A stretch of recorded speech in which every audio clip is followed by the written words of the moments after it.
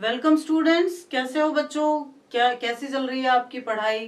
Hope you are studying well. स्वागत है आप सबका आपके अपने चैनल आरबीएससी ऑनलाइन क्लासेस पर। हम यहाँ कोशिश करते हैं कि आपको जो भी पढ़ाया जाए वो बिल्कुल ऑथेंटिक हो। ये भी कोशिश करते हैं कि जो भी पढ़ाया जाए वो आपको समझ में आए, जितनी भी हो सके उसको एकदम साधारण भाषा में आपको समझाया जाए। तो चलिए शुरू करते हैं अपनी पढ़ाई। हम जो पिछले वीडियोस में हमने शुरू कर दिया था आपकी 11th क्लास पॉलिटिकल साइंस की जो फर्स्ट बुक है इंडियन कॉन्स्टिट्यूशंस वाली, वो शुरू कर दी थी। उसका पहला चैप्टर संविधान क्यों और कैसे, the constitution why and how, वो चैप्टर हमने स्टार्ट कर दिया था। बहुत ही बढ़िया चैप्टर है, कॉन्सेप्चुअल व्यूज से भी और आपके फैक्चुअल व्यूज से भी। देखो, जब आप कोई चीज पढ़ते हो ना तो जरूरी ये है कि आप उस चीज के सारे एस्पेक्ट्स को समझते चलें। सारे एस्पेक्ट का मतलब है जब हम पढ़ रहे हैं भारतीय संविधान तो हमें ये भी पढ़ना पड़ेगा कि वो कैसे बना, ये भी पढ़ना पड़ेगा कि उसकी पृष्ठभूमि क्या रही, थोड़ा इतिहास में जाएंगे, थोड़ा हम भारत के भूगोल को खंगालेंगे, थोड़ा हम राजनीतिक पर्सपेक्टिव से देखेंगे, यानी कि हम ओवरऑल उसको समेट के अपने साथ चलेंगे। तो आपको भी कोशिश यही करनी है कि आप भी साथ साथ में जब हम बात कर रहे होते हैं तो नोट्स बनाओ साथ में, ताकि आपको समझ में आ जाए। इसीलिए मैं कोशिश करती हूँ कि आपको सब कुछ जो है फ्लो चार्ट के माध्यम से समझाती रहूं। तो चलिए शुरू करते हैं इस चैप्टर को। इंट्रोडक्टरी पार्ट जो है वो हम पिछले वीडियोस में डाल चुके हैं। अगर आपने नहीं देखा है तो आप पहले वो देखिए, क्योंकि आपके किसी भी टॉपिक के लिए कॉन्सेप्ट का क्लियर होना बहुत जरूरी है। तो उस वीडियो में हमने कॉन्स्टिट्यूशन को लेकर जो कॉन्सेप्ट है उसका क्लैरिफिकेशन किया है, तो आप पहले वो वीडियो देखिए। और शुरू करते हैं आज का जो भी हमारा टॉपिक है। वो सबसे पहले हम पढ़ेंगे संविधानों के प्रकार। लेकिन एक थोड़ा सा मैं आपको वापस वहां से पीछे से ही खींच के लेके चलती हूँ कि जब हमने पढ़ा था कि संविधान क्या होता है। संविधान यानी कानूनों का संग्रह। संविधान का सीधा सीधा सा अर्थ है कानूनों का संग्रह। ऐसी कोई पुस्तक जो लिखित हो अलिखित हो, लेकिन जहां कानूनों का संग्रह हो वो क्या कहलाएगा? संविधान। तो हमने संविधान का जब संधि विच्छेद किया था तब भी यही निकला था, सम प्लस विधान, यानी विधान का मतलब कानून, तो संविधान। संविधान का जो जिसको हम कह सकते हैं पर्यायवाची, जो इंग्लिश में जिसको हम कहते हैं कॉन्स्टिट्यूशन। कॉन्स्टिट्यूशन शब्द जो है वो लैटिन भाषा से आया है। लैटिन भाषा का एक शब्द है जो है कॉन्स्टिचर। कॉन्स्टिचर कॉन्स्टिचर शब्द से बना है कॉन्स्टिट्यूशन। कॉन्स्टिचर का मतलब क्या होता है? कॉन्स्टिचर का मतलब होता है टू एस्टैब्लिश। टू एस्टैब्लिश यानी किसी चीज को स्थापित करना, स्थापना करना, स्थापित करना, वो कहलाता है कॉन्स्टिचर। कॉन्स्टिचर से बना है कॉन्स्टिट्यूशन, यानी किसी भी देश में उसके शासन व्यवस्था, कानूनों और अधिकारों की स्थापना करने वाला जो संग्रह होता है वो कहलाता है संविधान। तो I hope your concept is clear now about the name संविधान और what ever the name which is constitution. Constitution is the word originated from the Latin word constiture, and constiture means to establish something, to establish the laws, to establish the government, to establish the power of the constitution, to establish the sovereignty of the country. Wholesome of the establishment is consisting in this word. ठीक है, तो अब हम आज का topic शुरू करते हैं जो कि है संविधान के प्रकार। संविधान के प्रकारों की अगर हम बात करें तो 4 प्रकार के संविधान हम कह सकते हैं, जिसमें पहला होता है लिखित संविधान, written constitution. The second one can be counted as अलिखित संविधान,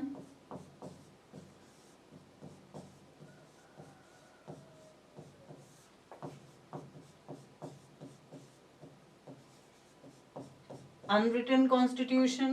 Then we can say कठोर संविधान, rigid constitution, and the last can be said as लचीला संविधान।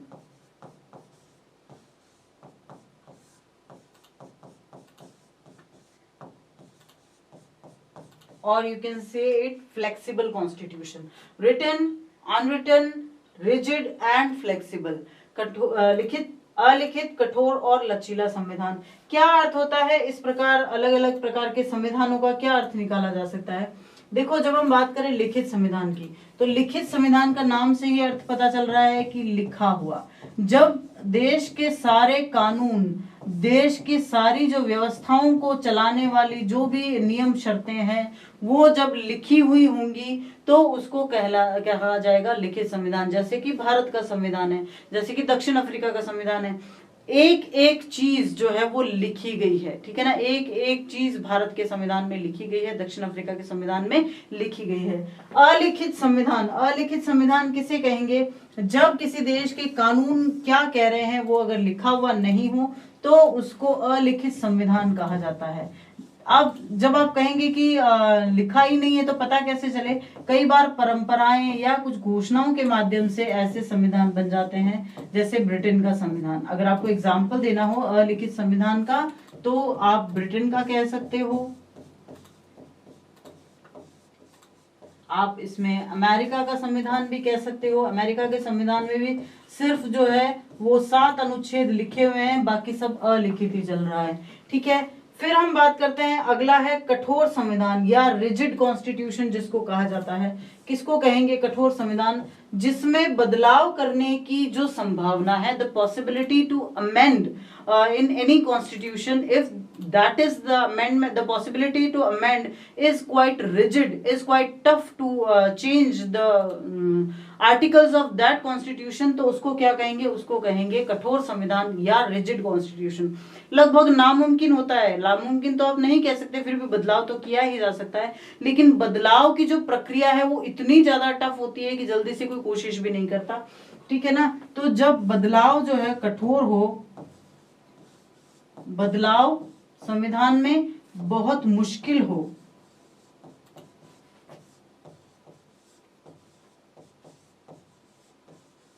तो उसको क्या कहा जाता है? उसको रिजिड या कठोर संविधान कहा जा सकता है। इसमें हम अमेरिका के संविधान का उदाहरण दे सकते हैं। अमेरिका का संविधान बहुत कठोर है। अमेरिका के संविधान की किसी भी धारा में परिवर्तन करने के लिए ना सिर्फ संसद की जरूरत होती है, राष्ट्रपति की जरूरत होती है, और साथ ही साथ जो 50 राज्य हैं अमेरिका के, उन सब की स्वीकृति की भी आवश्यकता होती है। उनमें भी से भी 2/3 की स्वीकृति मिलनी जरूरी होती है, ठीक है ना। तो बहुत मुश्किल है अमेरिका में संविधान में परिवर्तन करना। फिर अब लास्ट बचा है जो आप नाम से बिल्कुल पहचान गए होंगे कि लचीला संविधान कहा जाएगा उसे, जिसमें बदलाव बहुत मुश्किल ना हो, बदलाव सरलता से किया जा सके।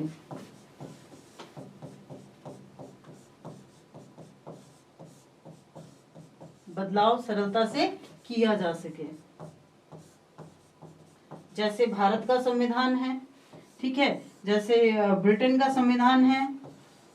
भारत में भी कई सारे प्रोविजंस ऐसे हैं जिनमें बहुत आसानी से बदलाव किए जा सकते हैं संविधान के, तो हम ये उदाहरण उसके लिए दे सकते हैं। तो 4 तरह के संविधान होते हैं, लिखित संविधान, फिर अलिखित संविधान, कठोर संविधान और लचीला संविधान। Written constitution, unwritten constitution, rigid constitution and flexible constitution. तो ये होते हैं संविधानों के प्रकार। अब इसके बाद में हम देखते हैं कि संविधान अस्तित्व में कैसे आता है। How a constitution comes to exist, कैसे बन जाता है कोई संविधान।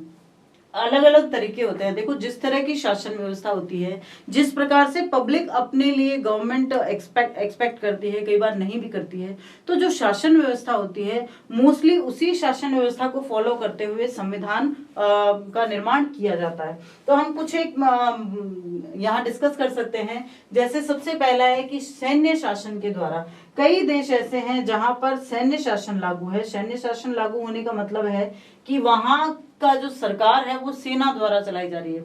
आप एग्जाम्पल इसके लिए म्यांमार का दे सकते हो। जैसे म्यांमार है, ठीक है ना, हमारा ही पड़ोसी देश है म्यांमार।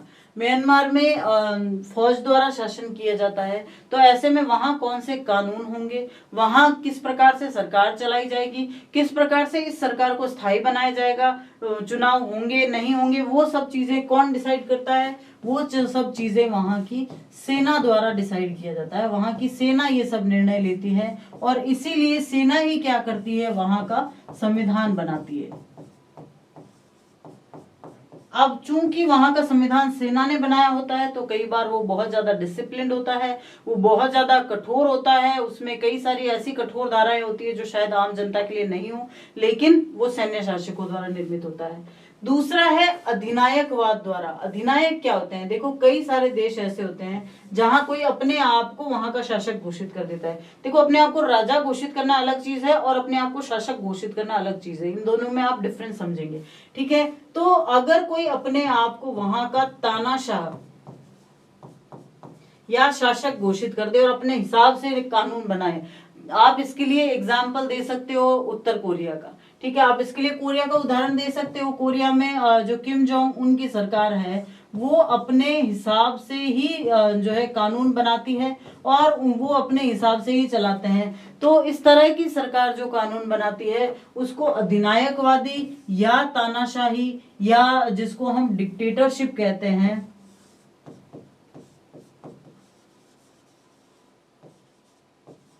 उस तरह से संविधान का निर्माण किया जाता है, ठीक है ना, डिक्टेटरशिप के माध्यम से। नेक्स्ट है राजशाही द्वारा, जो राजा द्वारा, जिसको हम ऑटोक्रेसी भी कह सकते हैं। ऑटोक्रेसी में क्या होता है, राजा जो पारंपरिक या जिसको हम कह सकते हैं कि वंशवाद के द्वारा जो राजा बनता है, वो देखता है कि पुराने राजाओं ने क्या अच्छी चीजें थी उनको रख लेते हैं, जो कुछ अपने हिसाब से नए कानून बनाते हैं। तो इस तरह के कानून जो है वो वहां का राजा बनाएगा, इसलिए उसको राजशाही द्वारा कानून, राजशाही द्वारा निर्मित संविधान कहा जाता है। संविधान सभा द्वारा भी कई सारे संविधान बनाए गए हैं, जिसका सबसे बड़ा उदाहरण भारत का संविधान है। भारत का संविधान जो है भारत की संविधान सभा या कॉन्स्टिट्यूएंट असेंबली ने बनाया था। तो इस तरह के जो संविधान बनाए जाते हैं उसमें संविधान सभा में पूरे देश के नागरिकों को प्रतिनिधित्व मिलता है और वो अपने अपने जिनका वो प्रतिनिधित्व कर रहे हैं उनके हितों की बात करते हैं। और उसी लिहाज से संविधान में जो है कानून और धाराएं, कानून और अनुच्छेद, उसी हिसाब से कानून बनाए जाते हैं, उसी हिसाब से नियम बनाए जाते हैं और उसी हिसाब से सरकारों के लिए जो है व्यवस्था की जाती है, ठीक है ना। तो ऐसे जो संविधान बनाए जाते हैं उनको कहा जाता है संविधान सभा द्वारा निर्मित संविधान। और इसका सबसे बड़ा उदाहरण आप इंडिया का दे सकते हो कि भारत का जो संविधान है वो संविधान सभा द्वारा बनाया गया है। फिर है परंपराओं द्वारा। देखो परंपराओं द्वारा भी कई संविधान बन जाते हैं, जैसे ब्रिटेन।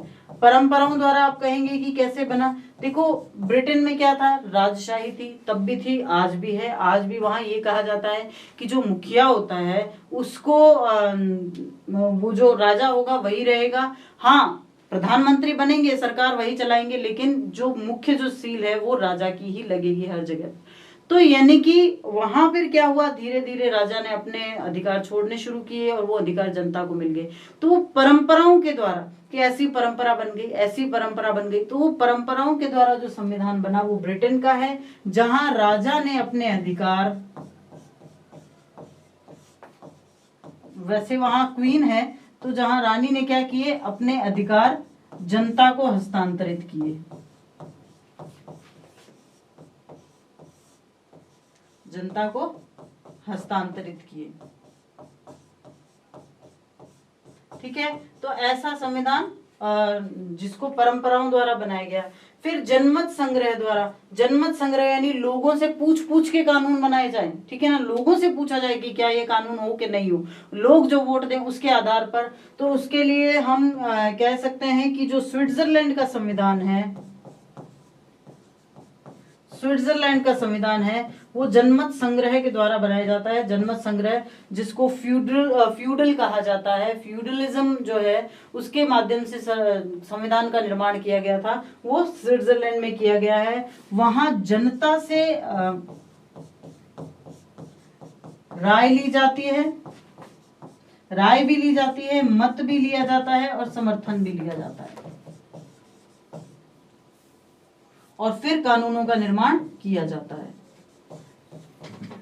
ठीक है, तो वो स्विट्जरलैंड हम इसके लिए उदाहरण दे सकते हैं। और फिर है विविध घोषणाओं के द्वारा, जैसे कि फ्रांस का संविधान है या फिर अमेरिका का संविधान है, मानवाधिकारों का घोषणा पत्र, और ये सब जो आप पढ़ते हैं वो सब जब अमेरिका में और फ्रांस में घोषणा पत्र किए गए तो उन घोषणाओं के माध्यम से जो जो कानून बनते रहे वो संविधान में शामिल होते रहे। तो इस तरह से संविधानों का निर्माण जो है कई देशों में अलग अलग स्थितियों में अलग अलग तरीके से होता है। कहीं सैन्य शासन द्वारा, कहीं जो तानाशाह होते हैं डिक्टेटर्स उनके द्वारा। उदाहरण आप कोरिया का दे सकते हो सैन्य शासन द्वारा, जैसे म्यांमार है। राजशाही द्वारा ऑटोक्रेसी जहां आज भी है, जैसे कि भूटान है। आप इसके लिए राजशाही के लिए भूटान का उदाहरण दे सकते हो। भूटान में आज भी राजा के द्वारा सरकार चलाई जा रही है, तो वहां पर संविधान का निर्माण उस तरह से किया जाता है। अब तो खैर नेपाल में भी लोकतंत्र आ गया, लेकिन राजा का जो पद खत्म किया गया था उससे पहले नेपाल में जो भी संविधान बनाया जाता था वो राजा के द्वारा बनाया जाता था। संविधान सभा द्वारा, भारत इसका सबसे बड़ा उदाहरण है क्योंकि हमारे यहाँ संविधान सभा की स्थापना हुई और उन्होंने ही संविधान बनाया। फिर परंपराओं द्वारा, जैसे ब्रिटेन में हुआ है, जनमत संग्रह द्वारा जैसे कि स्विट्जरलैंड में हुआ है, और विविध घोषणाओं द्वारा जैसे कि फ्रांस और अमेरिका में हुआ है। तो ये आपको उदाहरण याद रखने हैं ताकि अगर छोटे क्वेश्चन आए, एमसीक्यूज आए तो आप आंसर देने में आपको दिक्कत ना हो। नेक्स्ट है कि संविधान के मूल तत्व क्या होते हैं। कोई संविधान में क्या चीजें हैं जो होनी ही चाहिए, तभी वो एक सफल संविधान बन सकता है, तभी वो एक सफल संविधान बन सकता है। देखो, सफल संविधान और असफल संविधान के बारे में अंतर आप यहाँ देख सकते हो। अगर सैन्य शासन द्वारा, अधिनायकों द्वारा, राजशाही द्वारा इस तरह से कोई संविधान बने हुए हैं तो वो बहुत ज्यादा सफल नहीं रहे हैं, क्योंकि उनमें लोगों की आकांक्षाओं को ध्यान नहीं रखा गया है। तो ये संविधान जो है वो लगभग असफल रहे हैं। इनको असफल संविधान भी कहा जा सकता है। क्यों? क्योंकि इनमें अपने हितों का ज्यादा ध्यान रखा गया है, इनमें लोगों के हितों की ज्यादा, जो जनता के हित होते हैं उनकी ज्यादा परवाह नहीं की गई। लेकिन संविधान सभा द्वारा, छोटी छोटी बड़ी परंपराओं द्वारा, जनमत संग्रह द्वारा जो संविधान है वो जो बनाए गए हैं, उन संविधानों को हम सफल संविधानों की श्रेणी में रख सकते हैं। क्यों? क्योंकि उनमें इसीलिए निर्मित किया गया है ताकि जनता का जो है भलाई की जा सके, ताकि जो पब्लिक वेलफेयर है उसको ज्यादा से ज्यादा ध्यान में रखा जा सके। तो आपको ये भी ध्यान में रखना है कि सैन्य शासन, अधिनायकवाद या राजशाही द्वारा जो संविधान बने हैं वो असफल संविधान रहे हैं, और जो संविधान जनता के हितों को ध्यान में रखकर बने हैं वो सफल संविधान हुए हैं। अब संविधान में, एक सफल संविधान में, एक अच्छे संविधान में किन किन चीजों का होना जरूरी है? What should be the substantial elements of a constitution if we are going to say it a successful constitution? Just look at the Constitution of India. It always talks about the welfare of public. It always talks about the integrity of the country, the sovereignty of the country, and the equality, the freedom of the people. It means it always talk about the goodness of people. तो ऐसे में जब कोई संविधान अच्छी चीजों के बारे में बात करेगा तो वो अपने आप सफल होगा। तो ऐसे क्या एलिमेंट होने चाहिए किसी संविधान में? देखो, सिर्फ अच्छी अच्छी बातें करने से कुछ नहीं होगा। अगर मैं सिर्फ बहुत अच्छी बातें करूं, सरकार बन जाए, सरकार ये कहे कि देखो हमें आने तो सरकार में, हम जो है आपके लिए ये भी फ्री कर देंगे, वो भी फ्री कर देंगे, सब कुछ फ्री कर देंगे, कोई टैक्स नहीं लगाएंगे, सरकार बनेगी कैसे? फिर सरकार चलेगी कैसे? सरकार अपना कामकाज करेगी कैसे अगर वो सारे टैक्स ही हटा देगी? तो यानी कि बहुत सी चीजें हैं जिनको ध्यान में रखना होता है। सिर्फ अच्छी अच्छी बातें करने से कुछ नहीं होता, और भी कुछ ऐसे सब्सटेंशियल एलिमेंट्स होते हैं जिनको संविधान में, सरकार में और अपने डे टू डे जो भी हमारे पर्सपेक्टिव्स हैं उनमें शामिल करना होता है। तो हम बात करते हैं ऐसे सभी एलिमेंट्स के बारे में जो बहुत सब्सटेंशियल होते हैं जब किसी संविधान का निर्माण किया जाता है। सबसे पहली चीज जो है वो है स्वीकार्यता, एक्सेप्टेबिलिटी।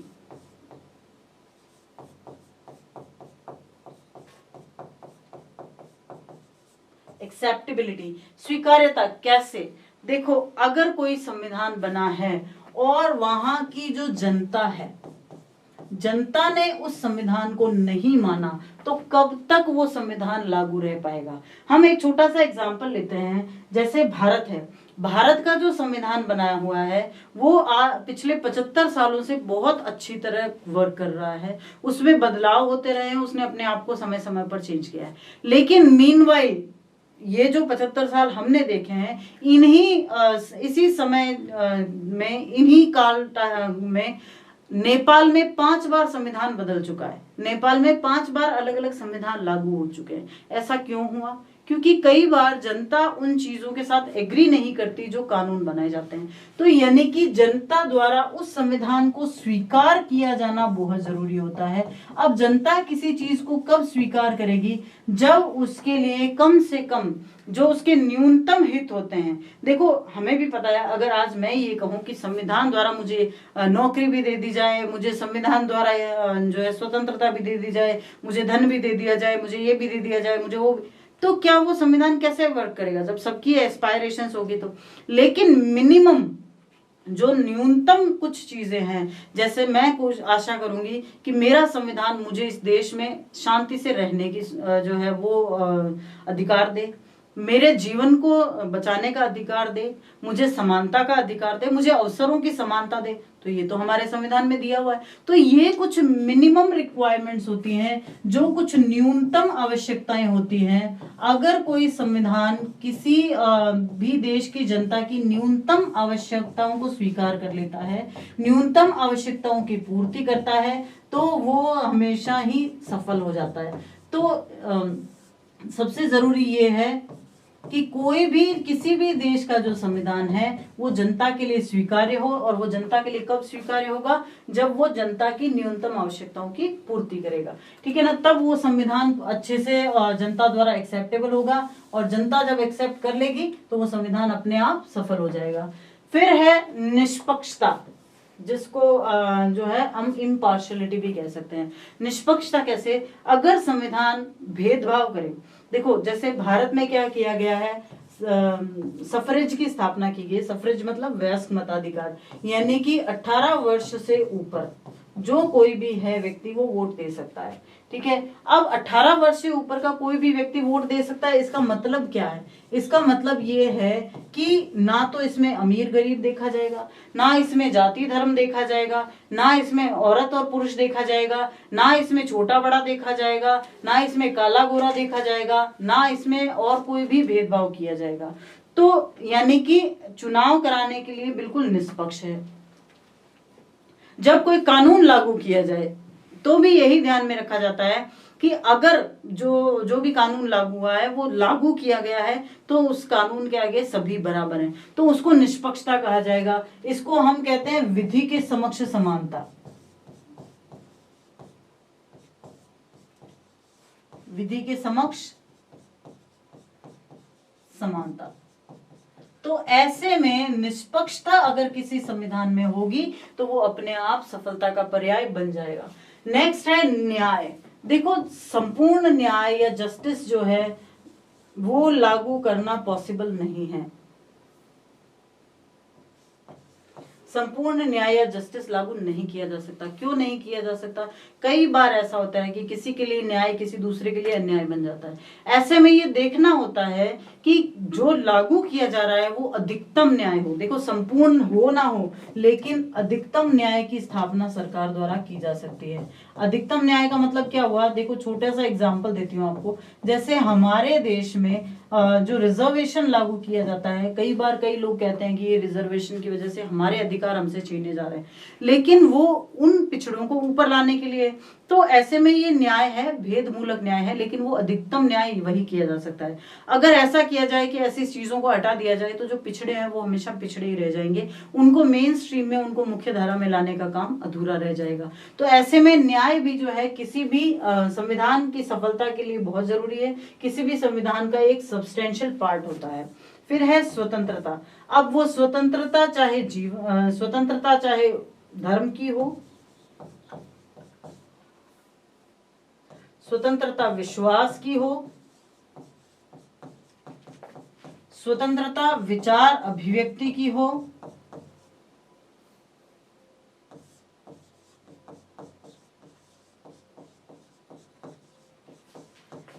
यहाँ तक की स्वतंत्रता अपने पसंद के कपड़े पहनने तक की, जो हम डिस्कस कर चुके हैं स्वतंत्रता वाले चैप्टर में। तो ये सब जो चीजें हैं जो स्वतंत्रता में काउंट की जाती है, वो सारी स्वतंत्रताएं किसी भी संविधान द्वारा नागरिकों को प्रदान करवाया जाना आवश्यक होता है। उसके बाद आती है समानता, इक्वालिटी। इक्वालिटी, समानता, चाहे वो राजनीतिक समानता हो कि कोई भी वोट देगा, कोई भी चुनाव लड़ सकेगा, कोई भी जो है किसी भी प्रकार से राजनीति में भाग ले सकेगा, मैं नागरिकता की सबको एक जैसी समानता है, तो वो सब चाहे राजनीतिक समानता हो, चाहे आर्थिक समानता हो कि भाई अगर कोई जॉब है, अगर मैं योग्य हूं तो मुझे बराबर अवसर मिलेंगे, या फिर सामाजिक समानता है कि अवसरों में कहीं भी किसी भी चीज को लेकर मेरे साथ भेदभाव नहीं किया जाएगा। तो इन तीनों एस्पेक्ट से जो समानता है वो भी स्थापित अगर संविधान द्वारा की जाती है तो वो एक सफल संविधान है। अब अगला जो है ये बहुत महत्वपूर्ण है, संतुलित संस्थागत ढांचा। संस्थागत ढांचे का क्या मतलब है? संविधान का काम सिर्फ नागरिकों के लिए अधिकार देना और ये सब करना नहीं होता। संविधान का काम ये भी होता है कि वो बताए कि उस देश में, उस राज्य में सरकार कैसे चलेगी। तो सरकार जो जैसे चलेगी, वो नियम, वो कानून, वो तरीका जो बताता है वो भी संविधान ही बताता है। ठीक है, ये तरीका भी संविधान द्वारा ही बताया जाता है। इसको हम थोड़ा अलग से अच्छे से डिस्कस कर लेते हैं। ये जो सब्सटेंशियल एलिमेंट में लास्ट का पॉइंट है, संतुलित संस्थागत ढांचा।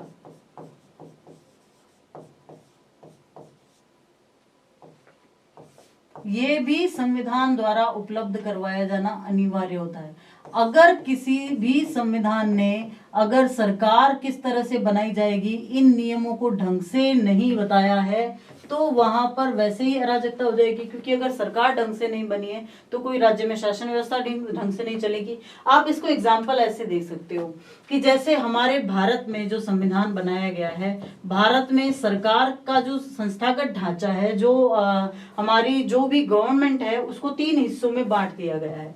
कौन कौन से 3 हिस्से? उसको हम कह सकते हैं व्यवस्थापिका,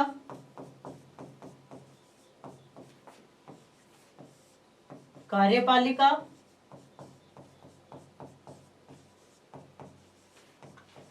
और न्यायपालिका।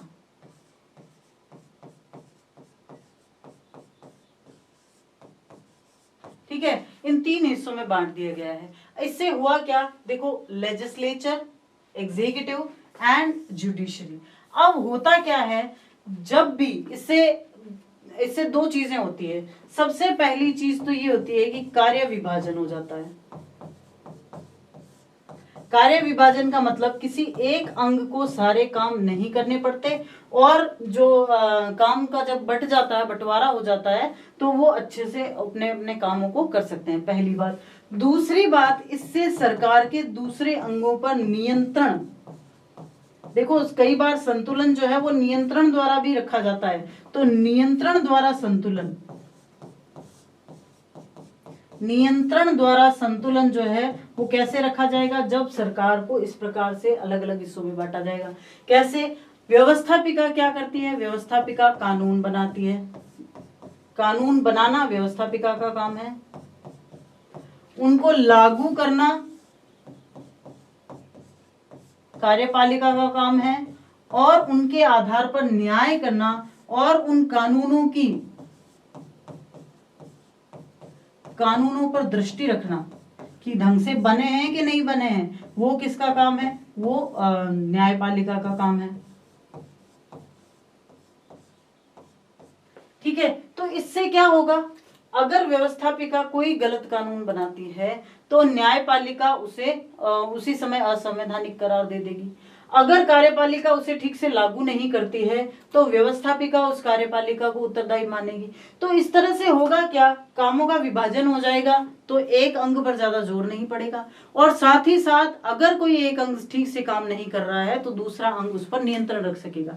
तो कहने का मतलब, जब संस्थागत ढांचा तैयार किया जाता है संविधान के माध्यम से और वो ढांचा सही से काम करता है, इसी में संविधान की असली सफलता मौजूद होती है। यानी कि ये सबसे ज्यादा इंपॉर्टेंट एसेंशियल जो सबसिस्टेंस है किसी भी सक्सेसफुल कॉन्स्टिट्यूशन का, वो यही है that it should make the government, the basic structure of government should be very balanced and should be appropriate. Appropriate as in it should be very balanced also. कि भाई व्यवस्थापिका, कार्यपालिका, न्यायपालिका तीनों ही अंग अपने अच्छे अच्छे से काम करें। तो इसके साथ ही आज के वीडियो का जो हमारा टॉपिक है वो यही खत्म होता है। हमने संविधान के बारे में बहुत कुछ समझ लिया है। अगले वीडियो से हम पढ़ेंगे भारतीय संविधान के बारे में।